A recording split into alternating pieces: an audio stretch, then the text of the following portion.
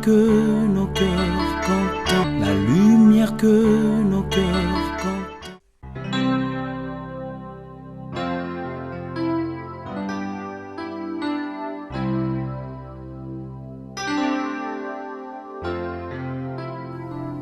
Tu es le fidèle compagnon qui nous rassure dans le parcours, et c'est l'éclat de ta beauté qui éclaire le chemin de ma vie.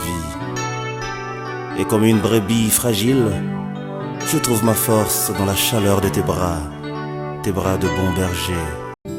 J'écouterai ce que dit Dieu, car il est droit pour qui l'écoute. Bien-aimés, je ne vais pas commencer ce sermon sans pourtant essayer d'enlever un peu ce fardeau qui est dans mon cœur. Il y a un fardeau dans le cœur qui ne cesse de peser. Le Seigneur avait permis que dans la semaine, nous puissions faire un son audio que nous avons partagé. Je voudrais que nous puissions parler un peu par rapport à ce qui est en train d'agiter les mondes, par rapport à ce qui est en train de secouer les mondes ces jours. Il s'agit bien de l'histoire des vaccins. Je voudrais que nous puissions parler un peu par rapport à ça, parce que même l'Église aujourd'hui est un peu perturbée. Les gens sont là, tous tremblotants, ne sachant quoi faire. Alléluia. Pour que le Seigneur est bon, que le Seigneur est bien. Je parle bien des vaccins du Covid-19. Nous voulons voir un peu clair, à la lumière de la parole de Dieu, comment est-ce que nous devons nous comporter en tant qu'enfants de Dieu. Oui, il s'est dit beaucoup de choses autour de ce vaccin. Tout le monde aujourd'hui a peur. La peur a envahi les gens, même jusque dans l'Église de Dieu. Même pour nous qui sommes enfants de Dieu. Bien-aimés dans le Seigneur, écoutez, laissez-moi vous dire, le vaccin n'est pas une nouvelle invention que l'on vient de découvrir ou quoi que ce soit. Les vaccins datent d'il y a très longtemps. Déjà, je pense, depuis vers les années 1790 ou 1780, c'est là où ils ont inventé les vaccins. Ça ne date pas d'aujourd'hui. Ce n'est pas le premier vaccin des idées qu'on vient de faire ou qui vient d'apparaître pour que nous puissions nous poser autant de questions par rapport à cela. Vous savez que les vaccins ont été toujours faits pour pouvoir combattre une maladie. Les vaccins sont faits pour nous protéger contre des maladies. Donc depuis la nuit du temps, je disais, quand il y a une maladie, une épidémie ou une pandémie, on fait des recherches, les chercheurs, les scientifiques arrivent à trouver un vaccin pour le combattre. Et cette fois-ci, il y a Covid-19 qui apparaît. Ils ont trouvé un vaccin. Nous avons eu beaucoup de vaccins déjà depuis tout petit, par rapport à diverses maladies qui apparaissaient. Et j'ai pris même ici en France, où nous sommes, parce que nous nous retrouvons en France ici, les nourrissons, ont je pense une dizaine de vaccins qu'ils doivent faire. Et depuis 2018, si je m'abuse, il y a 11 vaccins qui sont obligatoires pour les enfants. Ils doivent les faire obligatoirement. Comprenez que les vaccins n'est pas nouveau. Moi, je ne prendrai pas la place des scientifiques. Je ne veux pas rentrer dans les débats, il est bon, il n'est pas bon, il n'est pas efficace, il n'est pas efficace, non, il n'est pas vraiment très bien, le vaccin tue. Il s'est dit beaucoup de choses par rapport à ces vaccins. Je ne suis pas scientifique en tout cas, mais nous faisons confiance à ces gens parce que Dieu aussi leur a donné l'intelligence pour qu'ils puissent arriver à trouver certains remèdes aux maladies qui peuvent arriver ou qui peuvent apparaître. Mais on est là, bien aimés, tous en train de trembler. Même l'Église, même les enfants de Dieu. Excusez-moi, bien aimés, les seigneurs. Où nous ne croyons pas en Dieu, où nous croyons en Dieu. Où nous sommes des enfants de Dieu, où nous ne sommes pas des enfants de Dieu. Est-ce que sommes-nous vraiment des enfants de Dieu? Sommes-nous vraiment nés de nouveau en Christ? Que tous les premiers à ce niveau-là. Est-ce que nous sommes vraiment nés en Christ? Est-ce que nous sommes vraiment enfants de Dieu? Si nous le sommes, mais qu'est-ce qui est déclaré dans la parole de Dieu? Qu'est-ce que la parole nous dit par rapport à tout ce qui se passe dans le monde, par rapport à tout ce que nous vivons? Nous nous disons dire que s'il y a une personne qui a parlé clairement des choses qui se passent dans ce monde, c'est le Seigneur, notre Dieu. Il en a parlé clairement. Si les hommes peuvent tâtonner, mais pas notre Seigneur. Le Seigneur nous a parlé de toutes ces choses qui se manifestent à l'instant. Nous avons beaucoup de promesses que le Seigneur nous a faites dans la parole de Dieu. Attends, ces paroles sont devenues comme des slogans. Le Seigneur nous a dit dans sa parole, pour ceux qui croient en lui, même s'ils prenaient un breuvage mortel, cela ne leur fera rien du tout. La parole de Dieu, peu importe ce qu'il y a dans les vaccins. Attendez, nous croyons à un Dieu puissant et glorieux, capable de nous guérir. Il est celui qui nous guérit de toute maladie, nous l'appelons Jéhovah Rapha. Bien, mais nous devons garder l'espoir en Dieu. Nous devons croire en la parole de Dieu. Si nous avons Christ dans notre vie comme notre Seigneur et Sauveur, si Christ vit en nous, bien Seigneur, nous allons compter sur lui, nous comptons sur lui. Aujourd'hui, on cesse de répéter le psaume 91. Fils, prenez la Bible. Prenez la Bible, on va lire ces quelques versets bibliques, pardon, pour que nous puissions nous exhorter les uns les autres. Attends, la parole de Dieu sont des promesses que Dieu nous a données. L'Éternel a donné ses promesses pour ses enfants, pour ceux qui croient en lui. Et ces promesses sont véridiques. Ou nous l'avons accepté, ou nous ne l'avons pas accepté. Bien, allons-y, fils. Psaume 91. Le psaume 91. Celui qui demeure sous l'abri du Très-Haut repose à l'ombre du Tout-Puissant. Je dis à l'Éternel, mon refuge et ma forteresse, mon Dieu en qui je me confie. Car c'est lui qui te délivre du filet de l'oiseleur, de la peste et de ses ravages. Il te couvrira de ses plumes, et tu trouveras un refuge sous ses ailes. Sa fidélité est un bouclier et une cuirasse.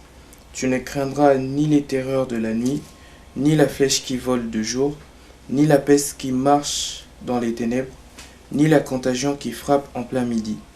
Que 1000 tombent à ton côté et 10 000 à ta droite, tu ne seras pas atteint. De tes yeux seulement tu regarderas et tu verras la rétribution des méchants. Car tu es mon refuge, ô Éternel, tu fais du Très-Haut ta retraite.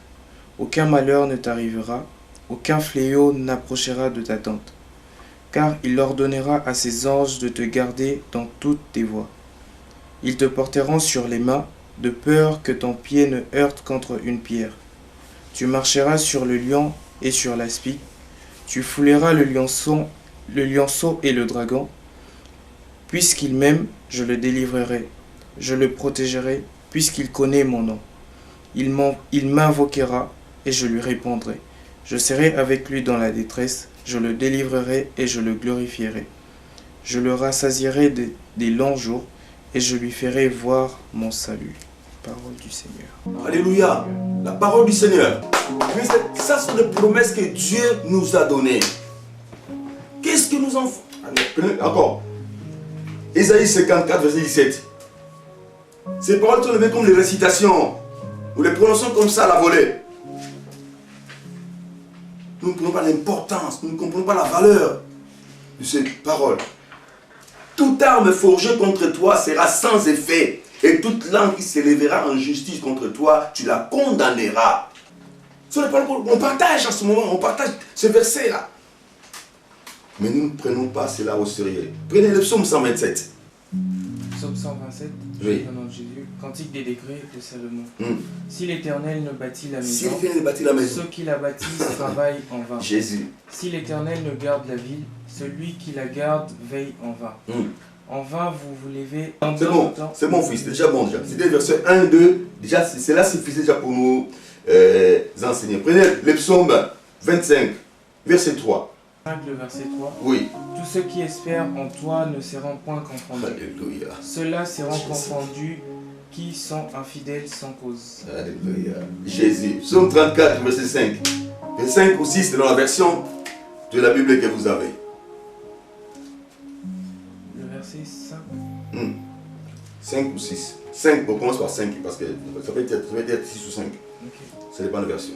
J'ai cherché l'Éternel et il m'a répondu. Oui. Il m'a délivré de toutes mes frayeurs. Quand on tourne vers lui les regards, on est rayonnant de joie. Voilà. Et le visage ne se couvre pas. Point de honte. Mais Seigneur, tout ça sont des promesses. Vous ne s'arrêtez que là. Toute la parole de Dieu que nous avons sont des promesses que le Seigneur nous a faites. Et ces promesses sont faites pour tous ceux qui ont cru au Seigneur Jésus-Christ. Alléluia. Si nous avons cru en lui, bien-aimé, toutes ces promesses font partie de notre vie. On n'aura pas à avoir peur de quoi que ce soit. C'est pourquoi je disais, où nous avons accepté Christ dans notre vie, où nous avons donné notre vie à Dieu, où nous ne l'avons pas donné à Dieu. Parce que si nous avons donné nos vies à Dieu et que c'est Christ qui règne en nous et que Christ règne en chacun de nous, bien-aimés, nous allons contempler la gloire de Dieu. Toutes ces paroles que nous avons lues ici, bien-aimés, vont avoir des effets dans nos vies. Il y en a beaucoup. Alors, que faites-vous avec toutes ces paroles que nous méditons, qu'on nous prêche? Message par-ci, message par-là, prédication par-ci, prédication par-là. Nous sommes dans tellement de groupes WhatsApp, groupes, je sais pas, Messenger. Les messages viennent de partout. On est tout le temps là en train d'écouter les messages, surtout nous, les peuples africains. On est tout le temps dans des cultes, on est tout le temps dans les prières. J'ai une prière par là, prière par-ci, prière par-là. Nous prions, on prie à tout moment. Mais bien, mais où est notre foi? Nous prions qui? Et nous prions pourquoi? Oh, les vaccins combattent, mais ils quoi? Ils vous feront la guerre, mais ils ne vous vaincront jamais. S'il y a des combats dans ça, où allons-nous fuir? On va fuir où? Ces choses sont déjà là. Nous pouvons fuir aujourd'hui, on peut les éviter, mais on finira toujours par les avoir. Nous autres, quand le moment serait venu, on va se faire vacciner. Ah oui, on peut fuir aujourd'hui, fuir par là, mais à la lire ouvrant des choses, on sera obligé peut-être de se déplacer ou faire quoi. On n'aura pas de choix. Ce que nous devons faire, Christ doit s'asseoir dans nos cœurs. Nous devons faire asseoir Christ dans nos cœurs, dans nos vies, afin qu'il puisse contrôler toutes choses. J'ai toujours dit, Dieu prend le contrôle de chacun de ses enfants. Dieu ne nous laisse pas comme ça. Je disais, même les plus petits détails de la vie d'un enfant de Dieu est entre les mains du Seigneur. Il dit, s'il ne bâtit la maison, ceux qui la bâtissent travaillent en vain. Si lui, Dieu ne veille, ceux qui veillent veilleront en vain. Alléluia. On n'a pas lu le psaume 139. Fils, tu peux lire ça aussi. Il y a beaucoup de paroles, il y a beaucoup de promesses qui nous sont données en tant qu'enfants de Dieu. Tout ce qu'il nous faut, bien aimé, c'est être des véritables enfants de Dieu. Ceux qui sont convertis, ils ont reçu Christ et qui se laissent entre les mains de Dieu et que Christ les façonne. Alléluia. Si nous donnons nos cœurs à Dieu, que Christ règne en nous. Et écoutez, si Jésus-Christ est dans nos cœurs, c'est celui qui domine, c'est celui qui règne. Il prend le contrôle de toutes choses. Lis le psaume 139. À partir du premier. Oui, Jésus. Éternel, tu me sens et tu me connais. Éternel, tu me sens que tu me connais. Tu sais quand je m'assieds et Tu sais quand je m'assieds, quand je me lève. Tu pénètres de loin ma pensée. Tu pénètres de loin ma pensée. Tu sais quand je marche et tu sais quand je marche et quand... Fils, laisse, arrête toi-même là. Bien, mais lisez chez vous à la maison. Psaume 139 jusqu'à la fin. Dieu nous connaît. Il connaît le sien. Il prend soin de ceux qui lui appartiennent. Alléluia. Oui, bien le Seigneur. Tout ce que nous devons faire par ce temps qui court, par rapport à tout ce qui arrive, parce que ceci n'est encore rien. Il y a encore d'autres pandémies qui viendront, peut-être il y a d'autres encore maladies ou d'autres autres choses viendront encore. Parce que ça, ce sont des signes. Cette pandémie fait partie des choses qui précèdent l'avènement du Christ. Comprenez que bientôt et très bientôt, l'Église de Dieu sera enlevée. Est-ce que nous sommes prêts? Est-ce que nous sommes prêts pour l'enlèvement de l'Église? Parce que nous avons déjà peur par rapport au vaccin, tout cela, c'est que nous ne sommes pas prêts par rapport à l'enlèvement de l'Église. Il y a la marque de la bête dans les vaccins. Mais bien, mais dans le Seigneur, non. Il n'y a pas de marque de bête dans les vaccins, il n'y en a pas. Je vous ai dit, il y a certaines choses que la parole de Dieu, nous devons lire et comprendre, qui se feront après l'enlèvement de l'Église. La marque de la bête, on les mettra à ceux qui vont rester ici quand l'Église sera enlevée. Et on va le mettre consciemment, on va te demander, tu veux ou pas, tu l'as, oui ou tu vas dire oui, on te met ça. On te met ça. Alléluia. Ce sont des choses qui se feront après l'enlèvement de l'Église. Il n'y a pas de marque de bête dans le vaccin. Oh. Comprenez un peu les choses. Lisons la parole de Dieu, comprenons, demandons à Dieu de nous éclairer, de nous illuminer. Tout ce qu'il nous faut, c'est recevoir Christ, garder Christ dans nos cœurs, qu'il soit le maître de nos vies, qu'il soit celui qui peut nous contrôler, celui qui peut régner en nous. Si nous nous abandonnons en lui, alléluia, il ne nous laissera pas. Oui, il prend soin de ceux qu'il aime, il prend soin de ses enfants. le Seigneur ne nous laissera pas comme ça. Nous travaillons dans les publics, nous. On a vu beaucoup de gens, beaucoup qui ont eu ces vaccins. Ils sont là, ils sont en train de traîner. On partage des fois la voiture avec eux, on partage tout ça avec eux. Et on en parle, nous en parlons. Ce que nous devons faire, que Christ soit vraiment assis dans nos cœurs. Oui.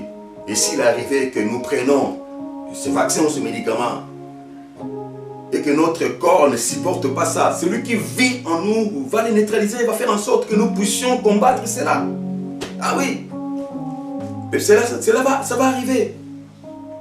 Pour d'autres, ça peut causer tel effet, pour l'autre, ça peut faire tel effet, pour l'autre. Et c'est comme ça. Nous ne sommes pas tous conçus de la même façon. Comprenez ces choses. Je me répète, je ne sais, je insiste. Tout ce qu'il nous faut, il faut que Christ soit vraiment en chacun de nous. Nous devons laisser à Christ la place dans nos cœurs, qu'il règne, qu'il contrôle, qu'il dirige, qu'il nous oriente. Que lui et lui seul puisse régner dans nos vies. Tout ce qu'il nous faut, c'est être fidèle à Dieu. Si nous sommes fidèles à Dieu, il est fidèle. Il a dit, si vous êtes infidèle, lui, il demeure fidèle. Alléluia. Ce qu'il a dit, il accomplit. La parole que nous avons lue, bien le Seigneur, est véridique. Dieu ne ment jamais. Seulement ça peut se réaliser que dans la vie de ceux qui marchent dans la crainte de Dieu et dans l'obéissance de la parole. Si vous êtes né de nouveau, vous marchez dans la crainte de Dieu en obéissant à la parole de Dieu, Dieu veille sur vous. N'est-ce pas qu'il est écrit, l'ange éternel campe autour de ceux qui les craignent et les arrache du danger. Alléluia. Tout ça sont des promesses que Dieu nous a données. Il y en a plein, bien Seigneur. On peut continuer à en citer ici. Et nous ne pouvons pas finir tout cela. Comprenez ces choses, mon frère, ma soeur. Tout ce qu'il nous faut, c'est être des véritables enfants de Dieu. Qui marchent à la crainte de Dieu, en obéissant à la parole de Dieu. Ceux qui sont fidèles, je dis toujours, la fidélité à Dieu, c'est aimer l'Éternel. Lui être obéissant et lui rester attaché. Christ va dire, sans moi, vous ne pouvez rien. Nous devons rester attachés à lui pour que nous puissions recevoir de lui toutes les choses. Le spirituel, le matériel, le physique. Car tout a été créé par lui et pour lui. Et nous l'avons reçu, il vit en nous. Alléluia. Comme Christ vit en nous. Bien-aimé, nous recevons de lui tout ce qu'il faut. Il vit en toi. Jésus vit en toi. Bien-aimé, il voit. Il voit ce que toi tu ne vois pas. Il connaît ce que toi tu ne connais pas. Christ vit en toi. Mon frère, ma soeur, il contrôle tout. Rien ne peut arriver. Alléluia. Peu importe ce que les hommes peuvent décider dans le monde.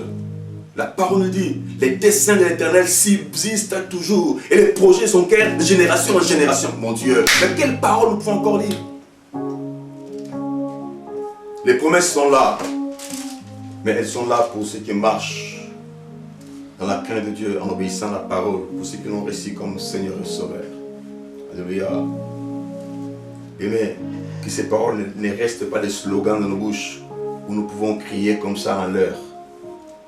Non, ce sont des vérités que le Seigneur nous a promis. Et cela ne marche qu'avec ceux qui croient en lui, ceux qui se laissent conduire. Oui, nous devons marcher dans la crainte, dans l'obéissance, en observant la parole de Dieu. Que le Seigneur, lui, éveillera sur nous. Nous avons dit les psaumes 127, je n'ai pas eu le temps de décortiquer tous ces passages que nous lisez à la maison, vous comprenez, c'est clair, c'est facile à comprendre.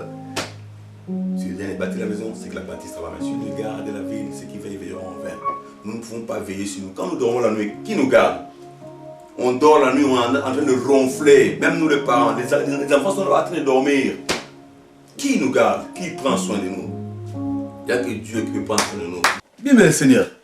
Et le psaume 46, le verset 2 et 3, on ne l'a pas lu. Dieu est pour nous un refuge et un appui. Un secours qui ne manque jamais dans la détresse. C'est pourquoi nous sommes sans crainte quand la terre est bouleversée et quand les montagnes chancellent au cœur des mers. C'est la parole de Dieu. Tout ça sont des promesses que Dieu nous a données. Mais pourquoi nous avons peur? Le seul refuge que nous avons, c'est le Seigneur. Lui peut nous protéger, peut nous garder. N'est-ce pas qu'il est Jéhovah Rapha, celui qui nous guérit de toute maladie et de toute infirmité? Le Seigneur veille sur nous. Le Seigneur veille sur nous. En tout cas, c'était un poids. Il fallait que nous puissions essayer un peu de nous décharger. Que Dieu vous bénisse, que Dieu vous garde en paix. Soyez en paix. J'écouterai ce que dit Dieu, car il est droit pour qui l'écoute. La lumière que nos cœurs contemplent, la lumière que nos cœurs contemplent.